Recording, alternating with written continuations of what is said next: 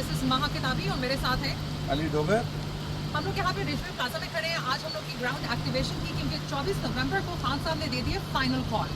Mississauga में protest होने जा रही है जिसकी लोकेशन हम बहुत जल्दी रिलीज करेंगे। अली साहब हमें उसकी लोकेशन बताएंगे ट्विटर के ऊपर, तो प्लीज़ उसको फॉलो जरूर कीजिएगा। हम लोग प्रोटेस्ट क्यों कर रहे हैं ये बता दीजिए।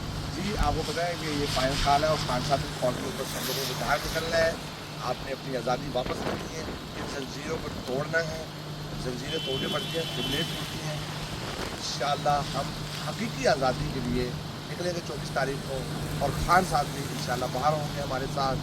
तो इसके लिए पूरी दुनिया में प्रोटेस्ट कर रहे हैं और यहाँ मिसिसागा में इंशाल्लाह हम भी करेंगे बात।